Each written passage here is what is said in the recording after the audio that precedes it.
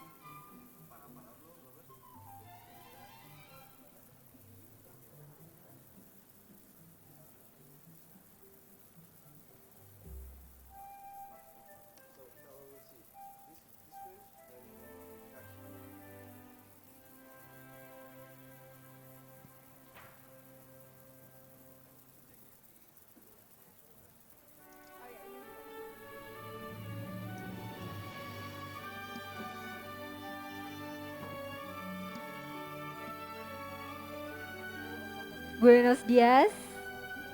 Good morning. Selamat pagi. So everyone, we'd like to welcome you and to invite you to join our first session of Indonesia Pavilion. We will start at shortly, actually, with the title of Mainstreaming Low Carbon Development Economy into Policy Planning, Country Experiences, and we will have Lord Nicholas Stern as the keynote speaker. So you won't miss it if you join our session. So we'd like to invite you to please have a seat and make yourself comfortable. Thank you.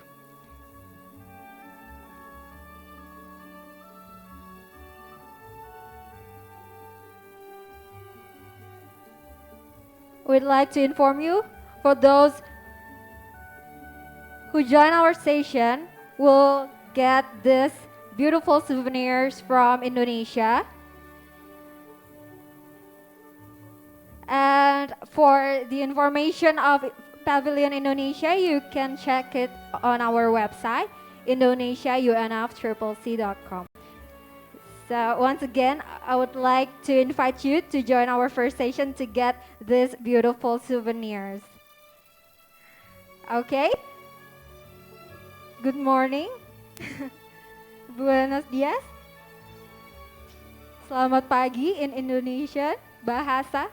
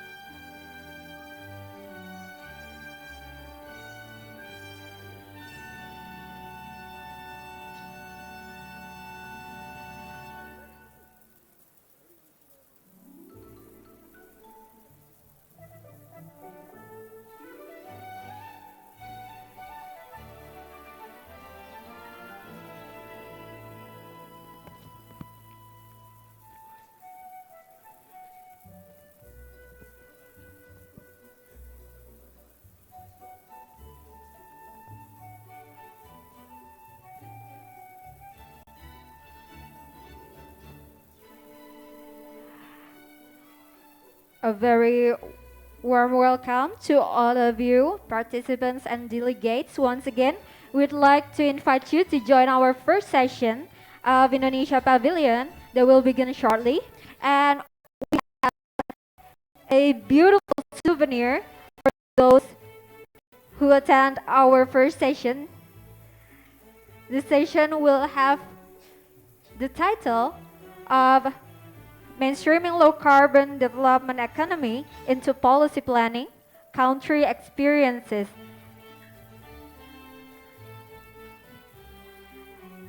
We'd like to invite you to please come inside Indonesia Pavilion, have a seat and make yourself comfortable. Thank you.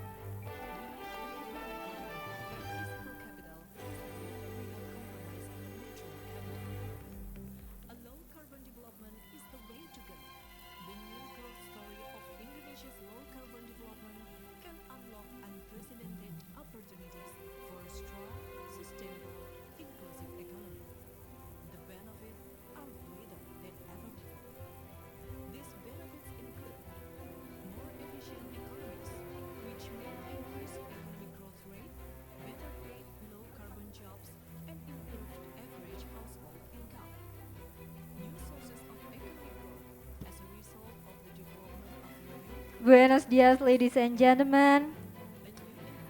We'd like to invite you to join our first session of Indonesia Pavilion. This morning we have a session with the title of Mainstreaming Low Carbon Development Economy into Policy Planning, Country Experiences. And for those who attend this session, you will get this very beautiful souvenir.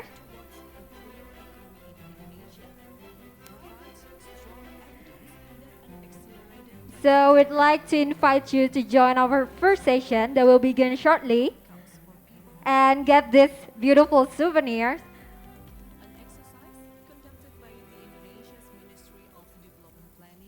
Please come and join us and come inside Indonesia Pavilion, have a seat and make yourself comfortable.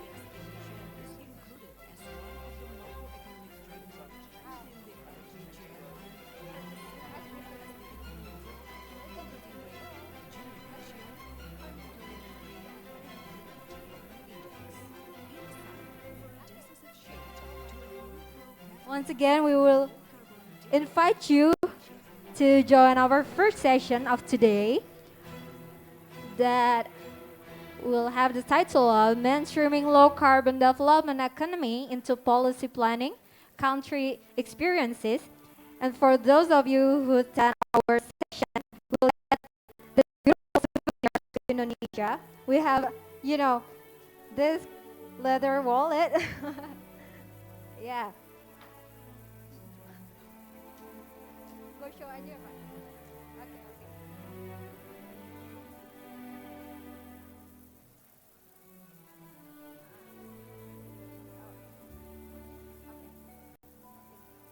Dengan masnya Mas boleh. Damai.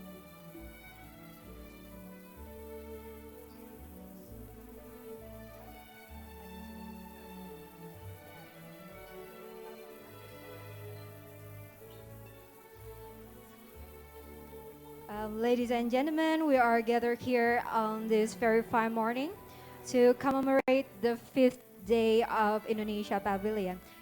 Bismillahirrahmanirrahim. Buenos dias. Good morning to our guests. Welcome to Indonesia Pavilion. Allow me on behalf of Indonesia Pavilion organizing committee to extend our heartfelt welcome and thank you for coming here today and join our first session. And let me introduce myself. My name is Atika. I will be the master of ceremony for today Indonesia Pavilion sessions. And without further delay, I would like to welcome the moderator of this first session, Florian Krexner. And for Florian, the stage is yours. Thank you very much for the introduction. Welcome everybody. Bienvenidos in Madrid. Hello, good morning, eminent speakers, the audience. We were just told that we have 1 hour straight, so we will have to start immediately. But there's still some time to highlight a little bit why we gathered together today here. This is the Papena's event of mainstreaming low-carbon development economy into policy planning. And this policy planning is the important part. What the new Green Deal is for the EU, probably Indonesia already invented in 2017 by putting the LCDA, the Low Carbon Development Initiative, forward and mainstreaming it finally into the new development plan from 2020 to 2024. And how this happened will be presented today by a row of eminent speakers and panelists. And to give the opening remark, I would like to call up His Excellency Arifin Rudianto. He is the Deputy Minister for Maritime Affairs and Natural Resources in the Ministry of National Development Planning, BAPINAS. And of course, he has a very profound background in agriculture and maritime affairs and a global education actually in Indonesia, UK, and Australia. And in the ministry he has held various very important positions. So please come forward and present us your opening remarks. Thank you very much.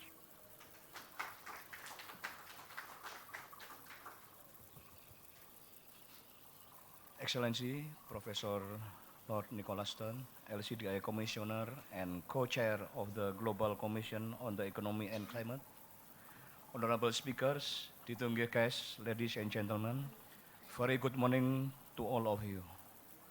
It is a great pleasure for me to join you this morning in this beautiful city during the 25th Conference of Parties UNFCCC. We are really excited to have with us today honorable delegation from countries, international organizations, financing institutions, development partners, private sectors, and academia. Allow me to extend my appreciation and welcoming all of you to our session, Mainstreaming Low Carbon Development Economy into Policy Planning Country Experiences. Excellencies, ladies and gentlemen, Couple months ago, a young climate activist, Greta Thunberg, made her call to all of us. And our former vice president responded her call during this speech at the UN Climate Action Summit. We hear you, Greta. Indonesia hear your voice, as it is also voice of thousands of our islands that will be lost if the 1.5 degrees Celsius is surpassed. 4 days ago, the UN Secretary General, during his opening speech at COP25, have also warned that the last 5 years have been the hottest ever recorded. So many accidents lead to catastrophic climate impacts if we do our development in business as usual and do nothing to preserve our natural capital. Sea level rise, extreme weather, crop failure, you name it, and that we believe will have impact to our economic growth in the future. And above all, our constitution mandated to all government in Indonesia to keep the world peace and sustainable. Excellencies, ladies and gentlemen, responding international calls, the government of Indonesia have made a historical moment by integrating low carbon development initiative LCDI into national development policy and planning document so-called RPJMN for the period of 2020 to 2024. The document is planned to be launched in January 2020. A specific chapter in our national development planning document has included LCDI policies. That this will make our national development planning document as the first green planning document in Indonesia's history. Indonesia's strong commitment further shown by the decision of the government of Indonesia to consider greenhouse gas emission reduction as one of macroeconomic development indicator within the next 5 years. This means that GHG emission has been put at the same level with other key development indicators such as economic growth, poverty reduction, Gini ratio, employment rate, and human development index. Excellencies, ladies and gentlemen, with such achievement, we understand that the next challenge for Indonesia is laid on how to implement LCDA on the ground. Good leadership at national and sub-national level, technological change, huge amount of investment, human capital, and strong partnership from all stakeholders are all the requirement.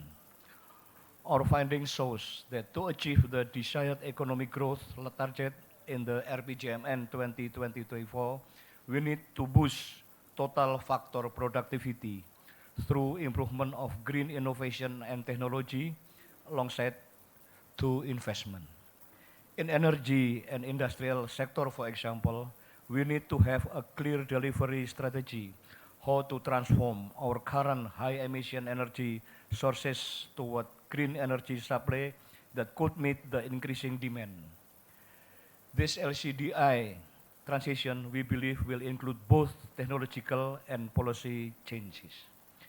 Increasing the role of green industry, renewable energy, and energy efficiency, as well as other sectoral LCDI policies in land use, agriculture, waste, and blue carbon will have a key role to play in ensuring Indonesia to achieve its climate target within LCDI platform. Indonesia is heading towards a stronger, more sustainable low carbon economy. Excellencies, ladies and gentlemen, finally, I would like to thank to all government, international institutions, as well as development partners who are committed to working with the government of Indonesia on LCDI. Your support will be essential to help Indonesia in transition toward low carbon development path for long term. I look forward to our discussion today to exchange ideas and views with you on how we can accelerate Indonesia low carbon development transition, particularly in the context of technological change, innovation, human development, and investment opportunities. Thank you very much.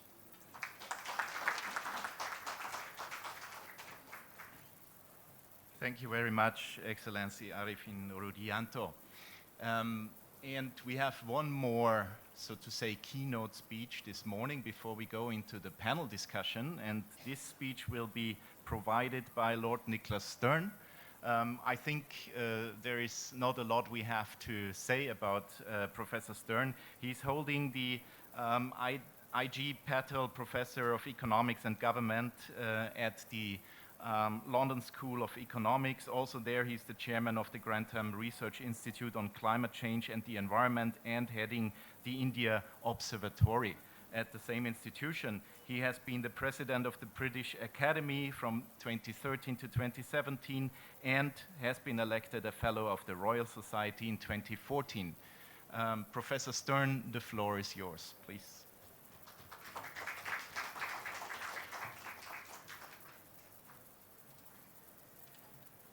Thank you very much. It's a great pleasure to be with you and be amongst our Indonesian friends in particular. I want to do three things. This is my 14th COP, I think. The first one was 2006. I'm sure there are other people who've been to even more. But I want to try to look back and say, what have we learnt in that time that can be helpful in the next stages of our development story as a world? Secondly, to say something about the Low Carbon Development Initiative in Indonesia, where I have the privilege to be a commissioner and have been working with Bapanas and the work of the New Climate Economy over the last few years. And then finally, to say something about Indonesia's leadership in the world. We know that now much more clearly that we have to move very quickly. The Stern Review was published in 2006, and the science has got even more worrying. The science was deeply worrying then, and it's become even more worrying now for two reasons. One is that we've gone on pushing up emissions in the world, and of course, all the time that emissions are positive, we're pushing up concentrations, but emissions themselves have gone up. And secondly, a lot of the effects that we were worried about have appeared more severely and more quickly than we anticipated. Every single IPCC report looks more worrying than the last one. They just go up and up. And it's not simply that the reports are giving more and more worrying predictions. We're experiencing more and more worrying things around the world. So the first thing we've learned in this last 10 or 15 years has been that this climate challenge is even more worrying, even more urgent than we thought before. The second thing, and I could go on of course, but I don't want to highlight too much, just three things. The second thing is the clarity of net zero. We used to talk about emissions reductions of 80%, 1990 to 2050. It wasn't totally clear where that 80% came from. It's very clear where net zero comes from. If you want to stabilize temperatures in the world, you've got to stabilize concentrations, because it's the concentrations that cause increasing concentrations that cause increasing temperature. So stabilizing temperature, you've got to stabilize concentrations. What does stabilizing concentration mean? It means net zero. It means not increasing them. That means net zero. So it comes out of the basic physics. If you want to stabilize temperatures, you've got to go to net zero.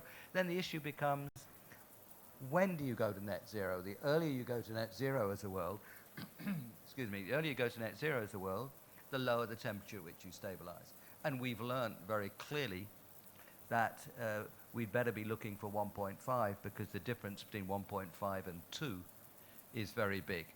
Doubles the length of droughts, more than doubles the frequency of severe heat events, more than doubles the frequency of severe weather events. That difference between 1.5 and 2, we've learnt, is very big. Now, of course, imagine what the difference between 2 and 3 would be, which is where we're heading. We simply can't go there. So the second thing we've learned is not simply that the whole phenomena is more worrying than we thought before. We've learned with clarity what our target should be. Net zero by mid-century. So that's the second thing we've learned. And that clarity, I think it's fair to say, is really come through much more strongly in the last 1 or 2 years. Now, finally, and this is what we've been building over the last 4 or 5 years, particularly with the new climate economy, which I have the privilege to co-chair with Paul Polman and Gozia Conjo-Iweala, driven in large measure by Helen Mountford here in the front row. We've learned that it's more than simply the statement that it's possible to combine growth with responsibility. We have a stronger statement than that. Of course, it is possible to combine growth with responsibility for, excuse me, for the environment. But what we're saying now is that the drive to the zero carbon economy drives growth, and it drives the kind of growth that can be compatible with the environment. So in other words, we've learned not simply that we can put the two together, but by driving towards net zero, we will be making new kinds of investments, more efficient, cleaner, more attractive. We'll be building cities which work much better than the old-fashioned cities which are so polluted and so congested. So we've learned that this drive to the zero carbon economy is the growth story of the 21st century. And that's why we called our report of a year ago, Unlocking the Inclusive Growth Story of the 21st Century. And we illustrated with some little bit of modeling what kind of benefits you could get by 2030 from following that path in terms of extra output, extra employment, extra revenues from carbon taxation, cleaner air, and less deaths from air pollution and so on. So this is a very attractive growth story. We're not talking about growth forever. Greta said the mirage or the fairy tale of eternal growth. We're not talking about eternal growth. We're talking about the next 20 years and driving poverty down in the next 20 years, steaming on to the Sustainable Development Goals in 2030. That's what we're talking about. So we shouldn't get confused here that somehow we're advocating eternal growth. Eternity is a long time. We'll deal with it in 20-year slices. But we're talking about this next 20 years and what it implies for the second half, the middle and second half of this century. That's what we're talking about. And this is that growth story. So that's the first part of what I wanted to say. As I said, I'm very proud to be a commissioner and to work with Bapenas. And I've learned a lot from that process. I've been going to Indonesia for nearly 20 years, and each time I go, I learn more. And I don't just learn more, I get cheered up, because this is a place where something is happening. And let me just describe the high ambition scenario from the Low Carbon Development Initiative. That looks like a GDP growth rate for the next 25 years of over 6%, 6.5%.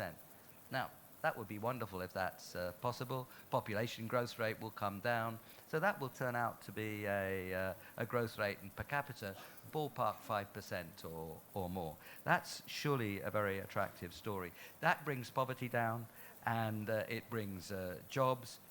It brings far lower deaths from air pollution. It probably would bring down those by 40,000 a year. And of course, it would help the wonderful biodiversity that Indonesia is a jewel in the world's biodiversity. And that plan, which involves both the rapid growth over that period of time, would also be a plan that prevents the loss of 16 million hectares of forest land. Now, we haven't got time to go into the details, but it's a very attractive story. Now, because something's attractive and there's a very clear advantages of going there, it doesn't mean it's easy. So we must be very clear that there's a strong investment, strong policy is necessary for that. And Indonesia does think that through and is thinking that through, and it's embodied in the plan, which I hope most of you have got this leaflet here. Well, the plan for the next 5 years embodies the key elements of this longer-term story. But it does involve investment. It does involve doing things differently. It does involve changing things. It does involve stopping deforestation. It does involve moving away from coal. These are things that have to be planned for, and they require policies. And Indonesia, as it's making its changes, surely can look to the outside and should look to the outside for some help. I think the cost of capital is fundamental and the flow of capital is fundamental. It's not just concessional finance, even though that is very important. It's bringing down the cost of all finance. And that can be done, but it does need outside help, and it does need the multilateral development banks. It needs the development finance institutions, including the ones associated with the Belt and Road Initiative.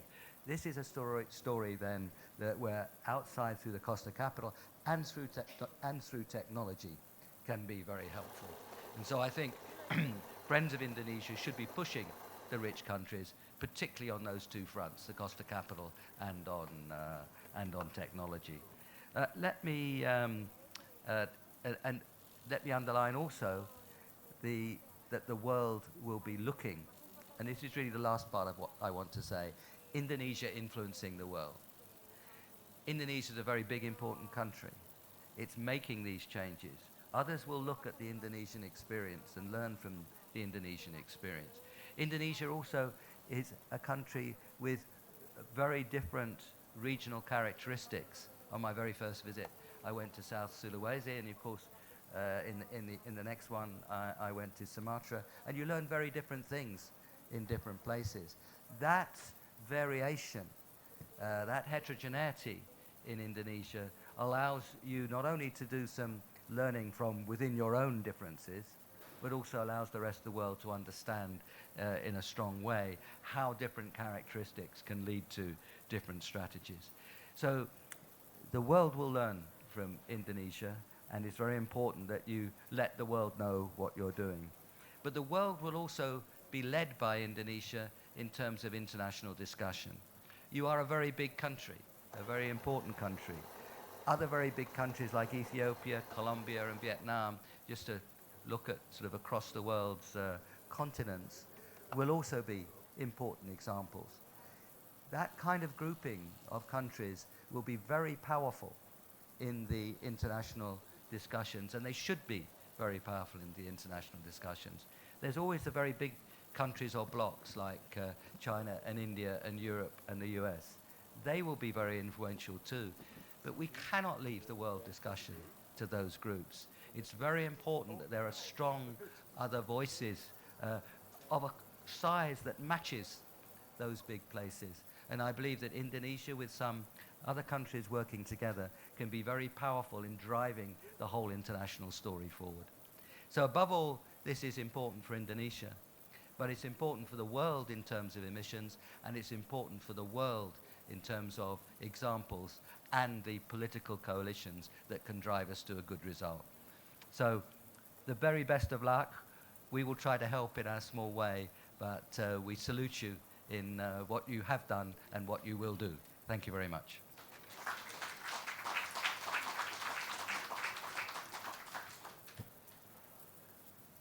Thank you very much, Lord Stern, for highlighting the importance of LCDI for Indonesia, but also for the world.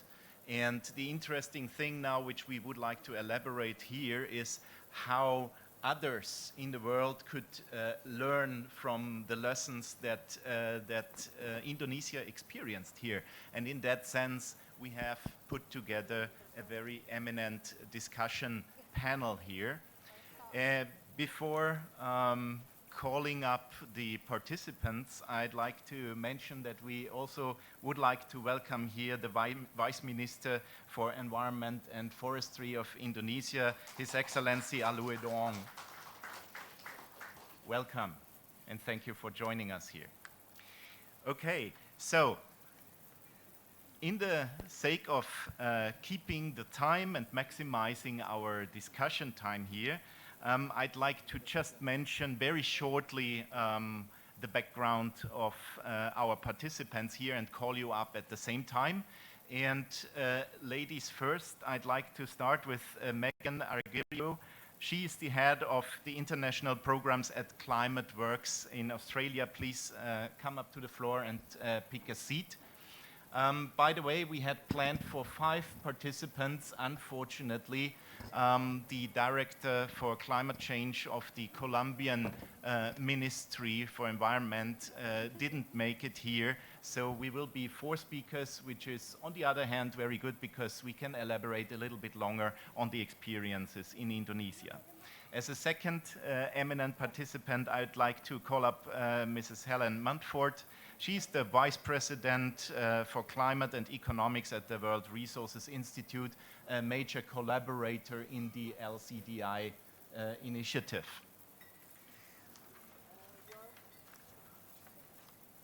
Thirdly, I'd like to call up Pak Medril Sam. He's the Director of Environmental Affairs in the Ministry of National Development Planning, Bappenas, in Indonesia. He is since long time with the ministry and also a very important driver and stakeholder also in this development of the LCDI. And finally, I'd like to welcome also Peter Rajadistan, the Deputy Head and Senior Advisor at the Department for International Development. This is DFID in Indonesia, so welcome to the floor. And having said so, actually I'd like to start directly with some initiating questions before we are going over to also invite the audience to post their questions. Can we have some microphones? Okay, they are here. And let me start with Pak Medril Sam. Yes. Actually, you are in the ministry and you are one of the main drivers of LCDI. You followed the development since 2017. And so maybe you can give us some lessons learned, how the whole thing could be implemented, how it could find its way into the policy-making process, and what are the main factors and pillars that this was so successful to now make it into a document that describes basically the planning for the next 5 years. Pak Medril Sam, please. Thank you very much, Florian. Good morning, everyone. I think, should I sit or should I stand? Please sit. Let's stand.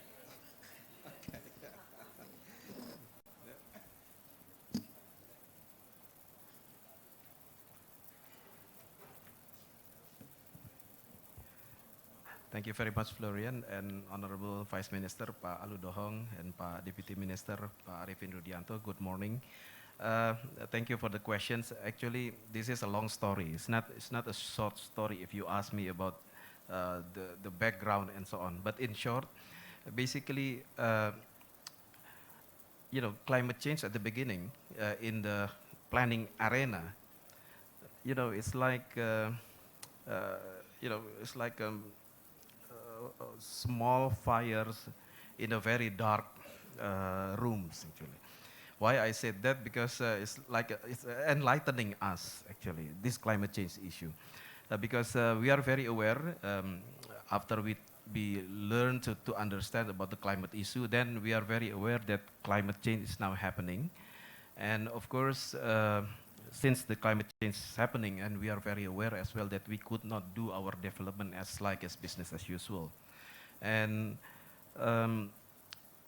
we try to understand as well how then this climate change impacted to our economy.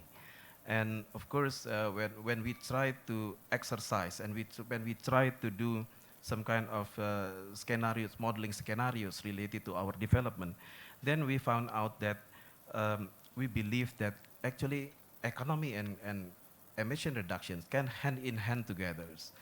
And we believe as well that according to our simulations that when we do our best to reduce the emissions, then we could also in parallel improve our economy. So then we come up with the idea of the low carbon development initiatives. And as Deputy Minister mentions, this is not an easy process as well to include the LCDI into development planning. And thank God, right now, right now. Actually, the document of the planning will be released very soon in January. And right now, the uh, environment, climate, and disaster risk reductions has been included as one of the national priority development. This is the first time ever the government of Indonesia put environment, climate change, and disaster risk reduction as a national priority. In the past, you know, environment, climate change is just so issue in our development plan. But now, since we are very aware and we would like to see that we need to be in a better path, in a more greener path. So then, the government acknowledge and put emphasize the environment, climate change, and also the disaster risk reduction as the national priority. Um, in our low carbon development initiatives, as also Professor Stern as well mentions, that we have already exercised some policy scenarios. And this must be in line as well with our NDC targets. And of course, we just cannot jeopardize our economy. So that's why we also analyze and try to do our best to minimize the trade-off between our economic objectives and also the efforts to reduce the emissions. So that's why we came up with this, the idea of low carbon development. I would like to underline here that we have Article 3.4 in the conventions. Probably people here forget about our conventions, our UNFCCC conventions. There is a very strong statement in the conventions that in Article 3.4 that actually any climate measures that we actually that we are going to do, that has to be integrated into our development program. So then there will be no more two tracks of development. The regular development has to become a green development path, and integrate all the climate measures that we are going to implement to reduce the emissions. So basically, a long story to integrate these climate measures into our development programs, but we came up with this low carbon development initiative, and we really expect that this can be implemented in the next 10 years. And of course, this has to be in line with our sustainable development goals as well.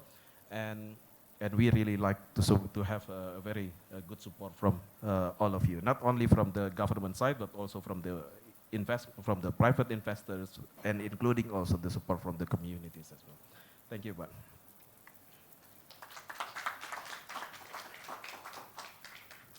Thank you very much, Pagmiri-san. So this was basically the view from the interior of the ministry, yeah? But of course, all these effort and success couldn't be possible without partners and without strong support. And maybe if I stay at this side, Peter, how does this look like from one of these supporters and partners' side, that Indonesia managed to make such really strong commitments here in the LCDI? How does this look like from your point of view in the field?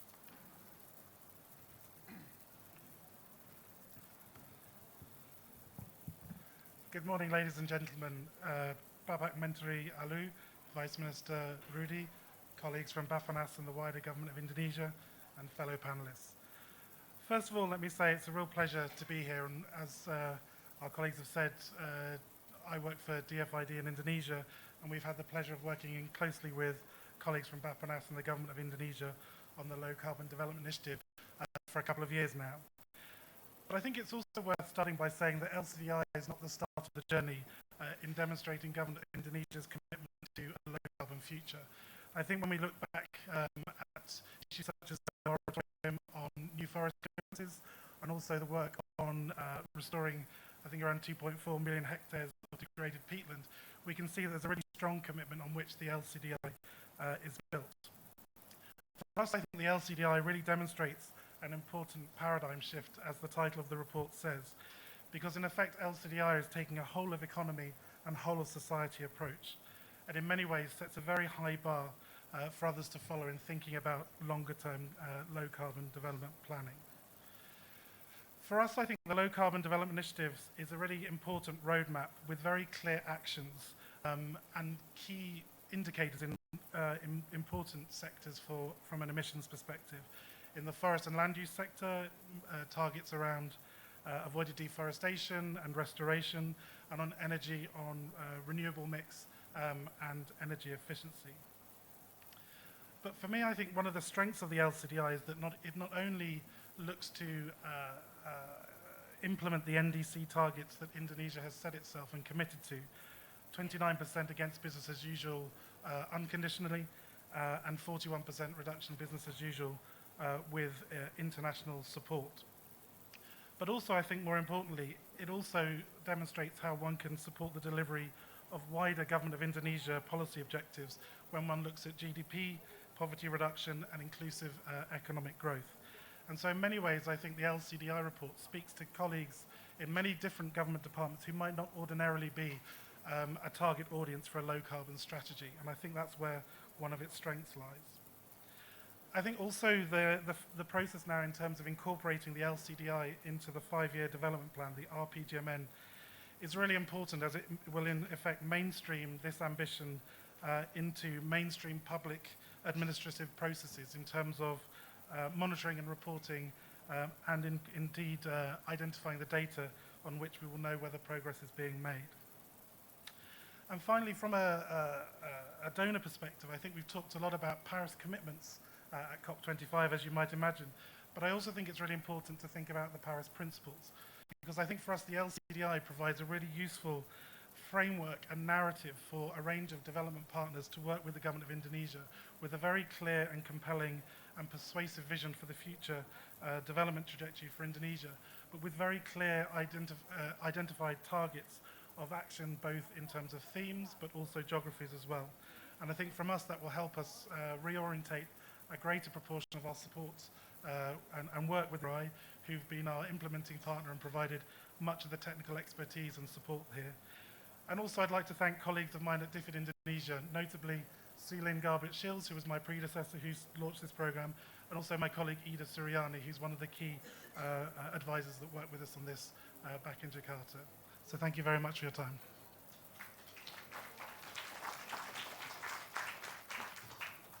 Great, thank you very much, Peter. This gives us already quite a broad overview of the importance, how things come together and what are the opportunities. Now, to my right hand, I would like to ask Helen, how does this look like from WRI's perspective? What opportunities did you identify for Indonesia, particularly maybe in the technology and innovation sectors? Maybe you can give us an insight on that one, please.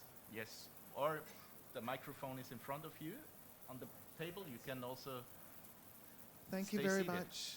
Thank you very much, and thank you, Vice Minister Pak Tahong and Deputy Minister Pak Rudy, and of course Pak Madril. It has been a real pleasure and an honor to be able to help work with the government of Indonesia on this incredibly important project and to see the vision now materialize.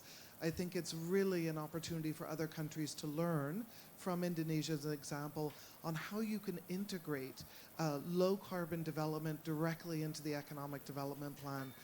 I think one of the most exciting innovations here is to really have as one of the key macro indicators, in addition to GDP growth, in addition to poverty eradication, to have reducing greenhouse gas emissions right up there as a target goal for the government at a macro level and to be monitored. So I want to congratulate you again on the incredible leadership and suggest to all those watching here and outside these halls to follow this example as soon as possible. There were a number of areas where I think in the work the Indonesian government has really identified some opportunities for innovation going forward, or where there's new technological developments which can really help to speed this transition in a way which is good for growth and good for the people of Indonesia. And I'd like to mention just two. One is around the energy system and how to move to a cleaner energy development path one that will be better in terms of health for Indonesians, but also help to speed access to energy and deliver what you need in terms of affordable, accessible energy. In the report, it clearly highlights that at the moment, at the time of going to publication in March, in the LCDI, coal was cheaper than wind and solar energy and geothermal in Indonesia. What the report also highlights, however, is that this is in part because these have not yet been implemented at scale in Indonesia.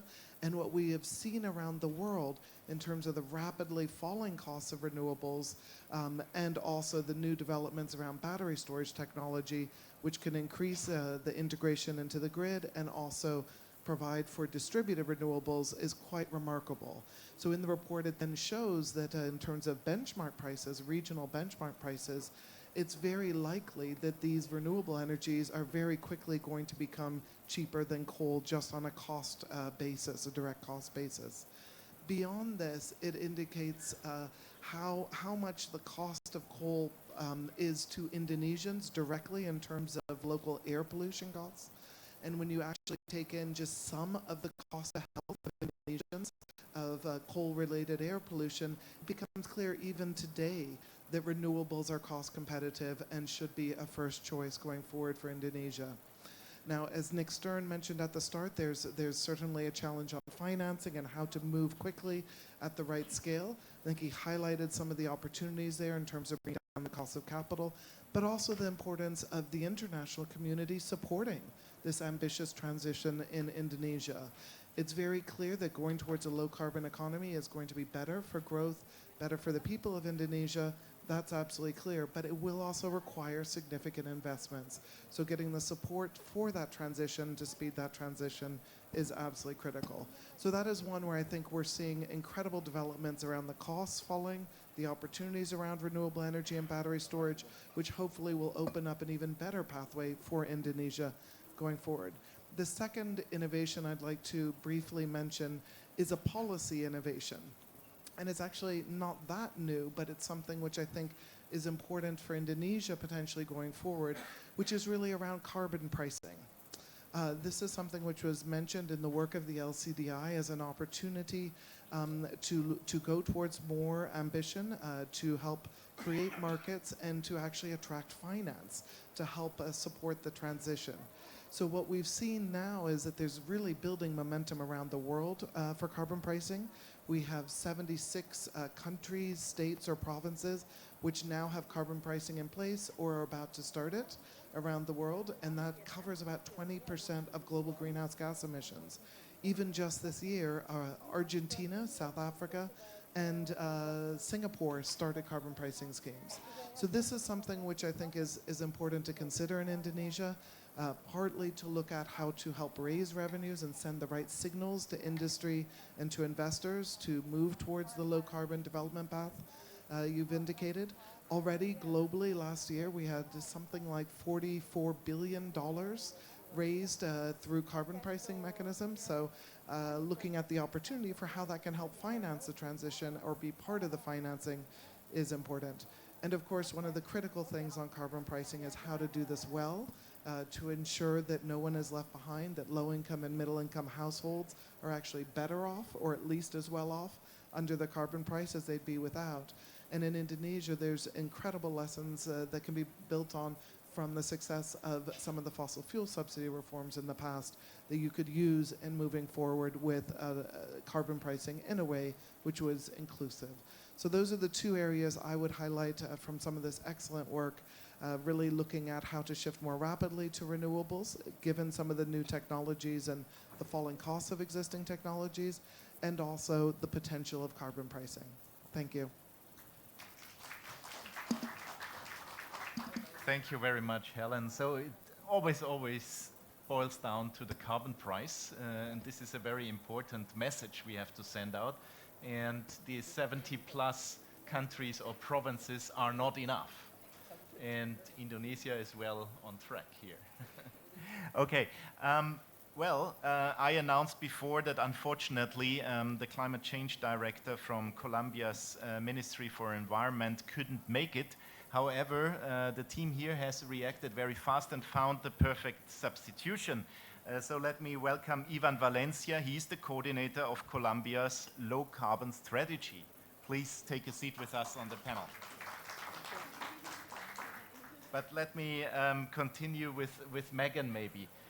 So we have heard about these almost, hopefully, a competition of putting up a carbon price. We don't know if this is high enough yet, but better a carbon price than no carbon price. There is kind of a green race that Indonesia has been preparing for to step in, so to say, on this LCDI initiative.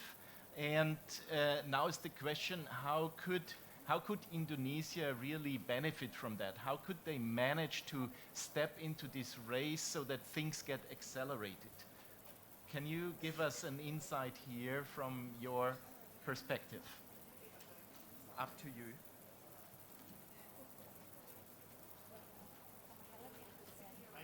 Perfect. Please take the mic. Great. Selamat pagi. Good morning, everyone. So, first I'd just like to start by commending the Indonesian government on this piece of work, the Low Carbon Development Initiative for Indonesia. I think it might be the first time that a large emissions-intensive economy has shown that action on climate change is better for the economy than business as usual. And I think that's a remarkable and incredibly important story to tell. So we did some work, some research. We released some research earlier this year in partnership with Vivid Economics that looks at what are the opportunities for Indonesia to drive that green growth. What specific technologies and sectors should it focus on building domestically?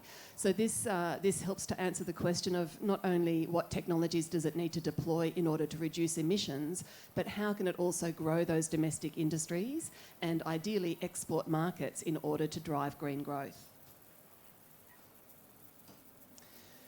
And so firstly, we all understand the benefits for climate action of sort of implementing a low carbon trajectory. But just in case anyone needs a little bit more convincing of the broader benefits, there are actually a whole range of benefits for government, for business and for the workforce from focusing on a low carbon trajectory. So just to touch on a few of them because time is short. I mean, firstly, and probably most obviously, is the improved fiscal position that governments can benefit from by reducing fossil fuel subsidies. So that money can then be directed towards other activities. And also just to sort of highlight the benefits of economic resilience through diversification as well of the economy. And this is particularly important for economies such as Indonesia and indeed my own country of Australia, where we have economies that are largely driven by fossil fuel extraction and export. And for businesses, being the opportunity to access new export markets is really, really key as well. This can help to stimulate, economic growth domestically, and also the benefits to productivity improvements, particularly through enhanced efficiency, is again a key benefit both for businesses in terms of improving their profitability, but also delivers broader economic benefits as well. And then for the workforce, a green growth trajectory, as I'm going to show later on, actually creates more jobs. And so there's a whole lot of new job opportunities that can be delivered, and often these are better and higher quality jobs as well. And then more broadly, as we reduce our dependence on fossil fuels, that has implications, positive benefits for air pollution, and that in turn improves health and therefore productivity as well. And I just wanted to highlight quickly an example of another country in Southeast Asia who has benefited from a green growth strategy in recent years. So in 2000, South Korea was in a similar position in terms of to Indonesia today. It exported only about 3% of all global low carbon exports. In 2008, it introduced an ambitious green growth strategy, And within just 10 years, it has now managed to corner 10% of all low-carbon global exports. So a really remarkable story. And if you think about the rapidly increasing demand for green products, you can see that this represents a really huge opportunity for those countries who position themselves to capture it now. And I think it's important to remember that those economies that do lead the green race today will be the major economies of tomorrow. And so this is how we've gone about identifying where the opportunities exist for Indonesia. So there's two axes here, and on the bottom we look at competitiveness in low carbon technologies. So how does Indonesia compare to other countries in the world? In terms of its export competitiveness. And you can see the line in the middle represents global average. So you want to be to the right of that, and that shows that you're really good, you're already competitive in a global export sense. And the other axis, the y-axis, focuses on innovation. And so again, you want to be above this middle line, and that shows that you're really good at innovating in green technologies. And ultimately, where you want to move to as a country is over into that far right-hand top corner, where you have a strength. And that means that you're good at both innovating and at exporting in green technologies. And here's what the story looks like for Indonesia. Hasn't got any strengths at the moment, but a lot of opportunities. So in particular, I'm going to focus on just a few, and I think some of them are quite surprising, actually. So I'm going to start by focusing on geothermal. So I think that's not surprising for anyone who knows, Indonesia's extraordinary geothermal resources, and yet only a very small proportion of those are being tapped at the moment. But as you can see down here, I don't think I've got a pointer, but as you can see down there where the geothermal bubble sits, Indonesia is already innovating above global average in geothermal. But it's not yet exporting those technologies, and it's obviously not yet fully exploiting them domestically either. So that represents a really key opportunity.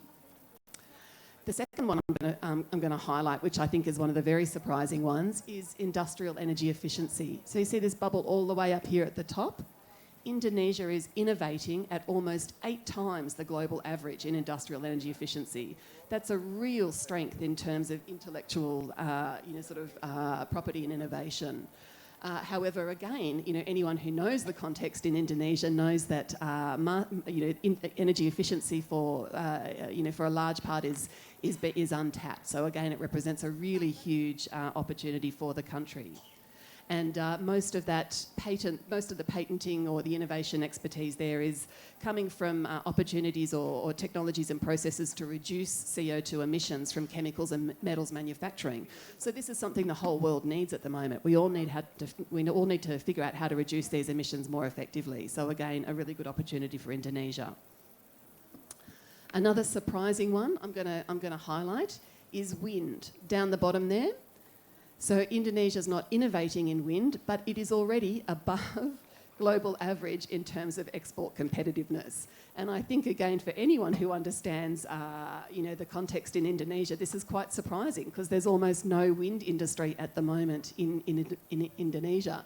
But it has a very strong steel industry, and it has been manufacturing the wind towers and doing so incredibly efficiently. So it actually is manufacturing them at about 1/5 of the cost of China. So this represents a fantastic opportunity for manufacturers who are looking to move their manufacturing facilities away from China. I think I'm being hurried up here. Okay, and energy storage is the last one. So again, a fantastic opportunity. Indonesia's already starting to harness this with its policy, and it has some extraordinary nickel reserves to sort of harness. So I don't know if there's anything else I need to say so urgently. There's a lot of jobs that renewables creates. That's what that graph shows. And just wanted to touch really quickly on some of the policy mechanisms or some of the approaches that Indonesia can take to capture these. So firstly, and quite obviously, is creating a local market for renewable energy technologies. So not just deploying technologies to reduce emissions, but making sure that Indonesia is prioritising those where it has a manufacturing capability domestically and helping to grow those industries. Encouraging energy efficiency in order to boost economic productivity, supporting geothermal, so there are still quite a lot of barriers, even though there's a lot of interest in that technology, so there's a role for government in helping to unlock those. and finally further incentives to encourage energy storage. Thank you.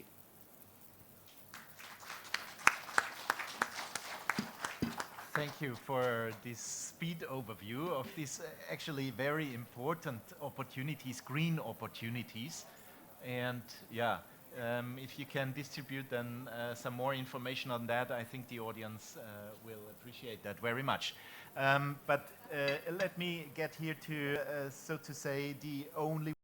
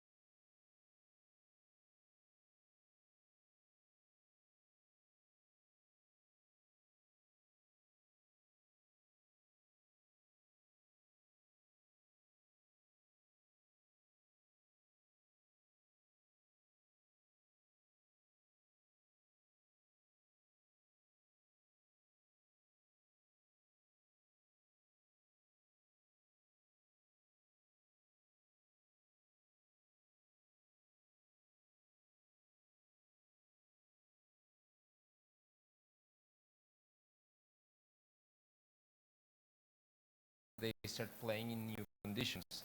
Another of these signals is the agricultural frontier, and I think this is very relevant to Indonesia.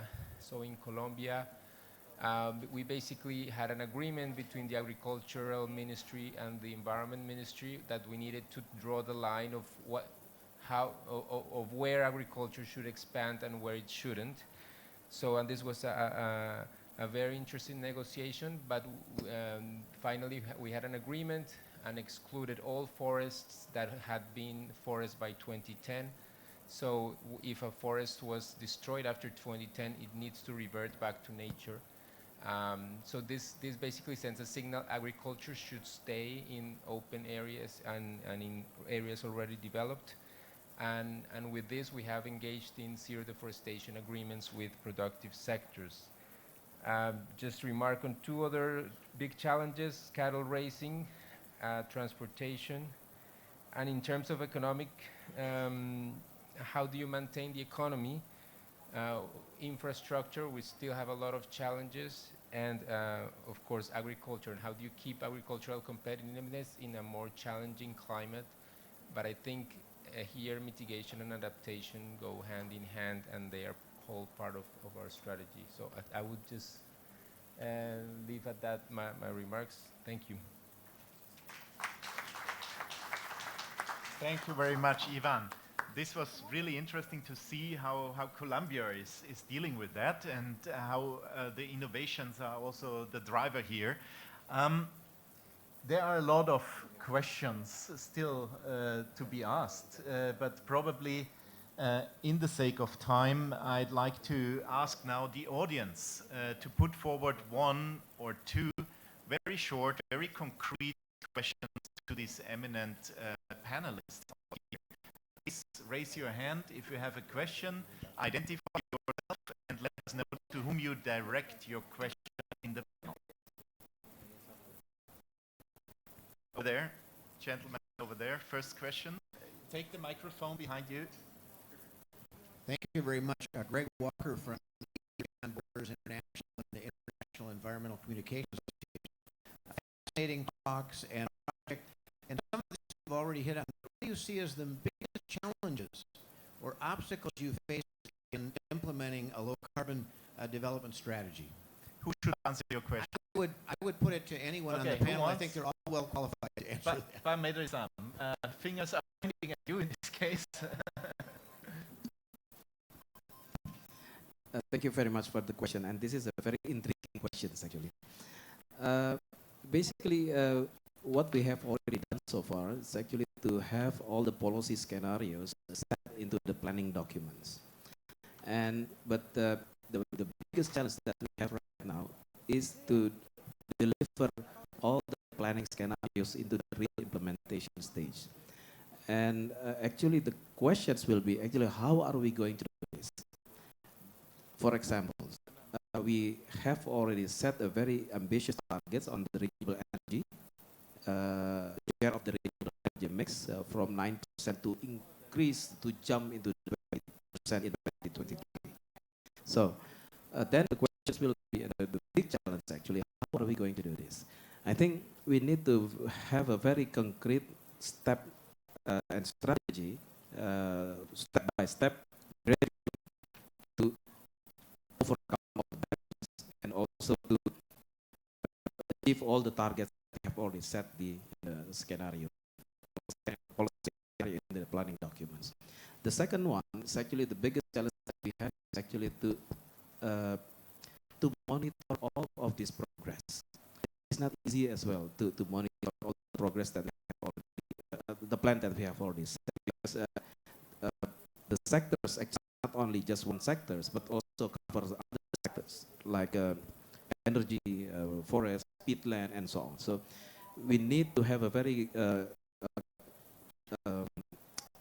we need to have collaborative works with the line ministries, and we have also now backed by very strong regulations to provide a very comprehensive report annually to the presidents to monitor all this performance. And the third challenge is to engage the private investments. This is top priority because, as mentioned, and also Megan mentioned, that we need to have a very huge investments to have this low carbon development implemented. And of course, it cannot just rely upon the government budget. We have to involve the private sectors, and we need to develop a very good ecosystems for private investments to be on board to support this low carbon development initiatives.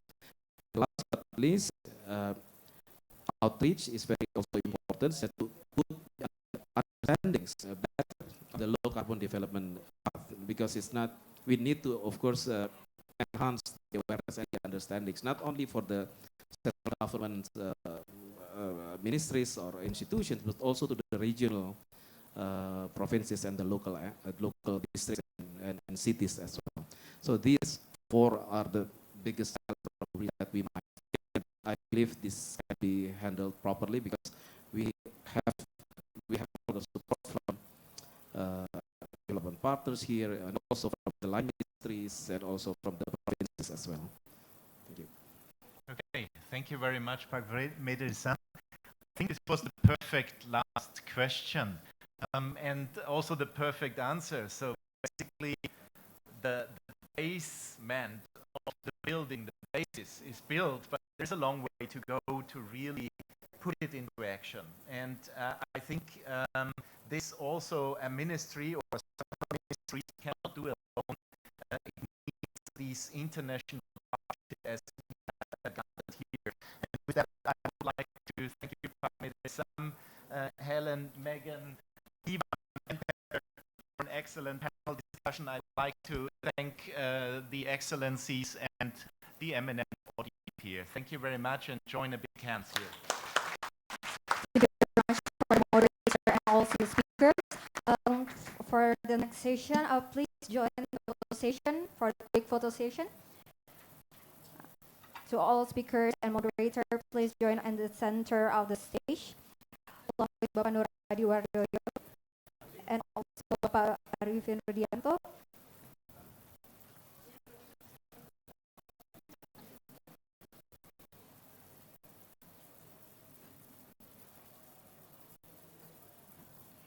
As we are about to begin the next session, we ask you to please leave this room as we are preparing for having to clear the space for the next session.